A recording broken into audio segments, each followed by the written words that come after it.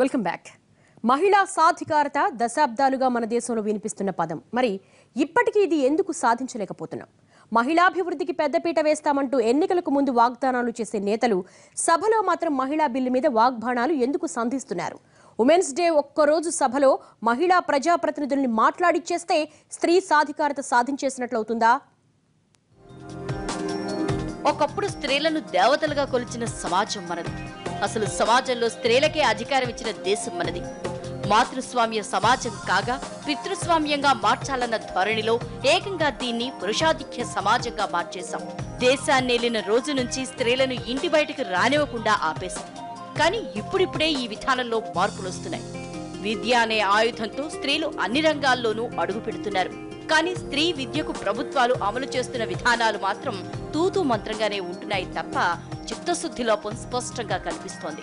చిన్న దేశాలు కూడా మహిళల్ని నెత్తిన పెట్టుకుని చూసుకుంటున్నాయి. వారికి అన్ని రంగాల్లోనూ అవకాశాలు కల్పిస్తున్నాయి. తమ దేశంలో పనిచేసి డబ్బులు సంపాదించే మహిళల శాతం 80 కన్నా ఎక్కువగా ఉన్న దేశాల్లో Tanzania, Botswana, Guinea, Madagascar, Malawi, మొజంబిక్లు ముందున్నాయి.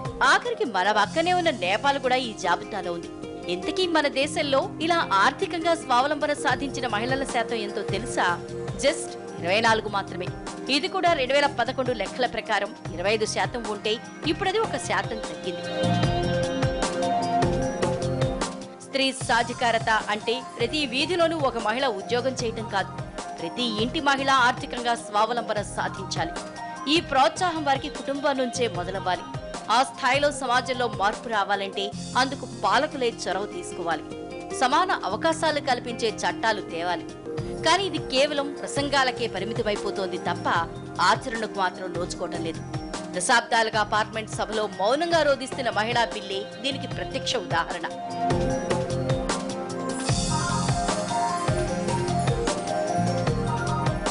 మన రాజ్యాంగం ప్రతి ఒక్కరికి సమాన హక్కులు కల్పించింది. కాలానుక్రమంలో స్త్రీలకు అవకాశాలు పెంచే దిశగా కొన్ని ప్రయత్నాలు జరిగినా అవి పూర్తి స్థాయిలో కార్యరూపం దాల్చలేదు. విద్య, ఉద్యోగ విషయాలతో పాటు చట్టసభలో కూడా మహిళలకు ప్రాతినిధ్యం పెరిగితేనే స్త్రీ సాధికారతకు ఒక ముందడుగు పడుతుందన్న అభిప్రాయాలు ఇప్పటివి కావు. కానీ మన పాలకులు మాత్రం స్త్రీలను ఇప్పటికీ ఓటు బ్యాంకులుగానే చూస్తున్నారు తప్ప వారిని సంపూర్ణంగా అభివృద్ధి చేసేందుకు మాత్రం కృషి చేయటం లేదు. తాజాగా మన పార్లమెంట్ లో మహిళా దినోత్సవం సందర్భంగా మహిళా ప్రజాప్రతినిధులతో మాట్లాడే ప్రయత్నాలు చేయించారు. కానీ వారి స్వరం మరింతగా గళమెత్తడానికి చేస్తున్న కృషి మాత్రం శూన్యమే. तो महात्मा जी ने कहा कि अगर ये भावनाएं 4 दीवारों के बाहर हम फैला दे तो समाज बेहतर बनेगा.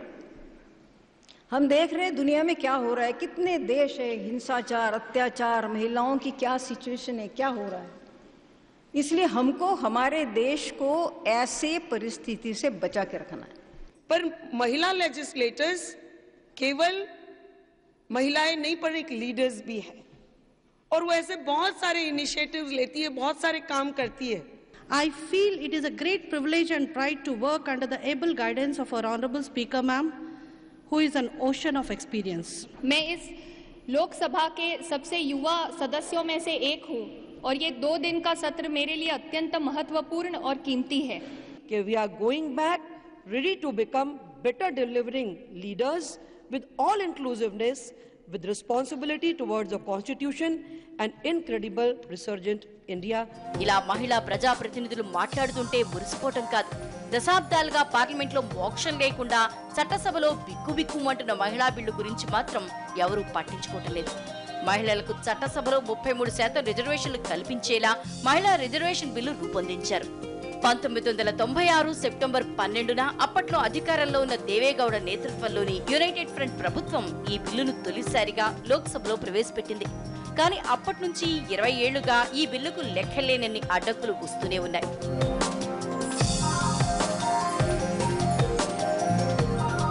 యునైటెడ్ ఫ్రంట్ ప్రభుత్వం ప్రవేశపెట్టిన బిల్లుపై అభ్యంతరాలు రావడంతో యూపీఏ 1 సర్కార్ మహిళా రిజర్వేషన్ బిల్లుకు రాజ్యాంగంలోని 108వ సవరణ కింద కొన్ని మార్పులు చేసింది. 2008 మే 6న రాజ్యసభలో ప్రవేశపెట్టింది.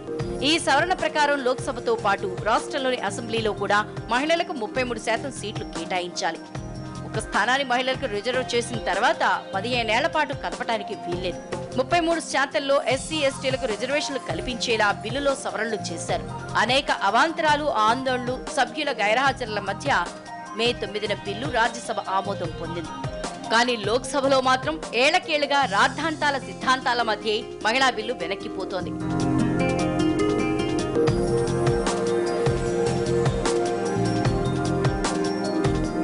వాస్తవానికి మొదటి లోక్సభలో 2 మహిళా సభ్యులున్నారు.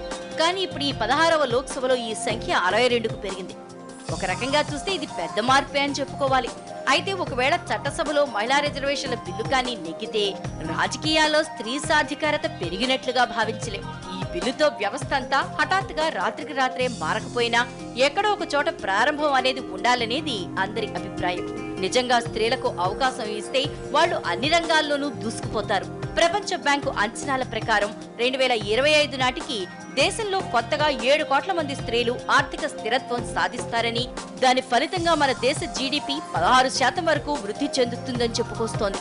అంటే స్త్రీ శక్తికి అవకాశం ఇస్తే వాళ్లకు ఆకాశమే హద్దు.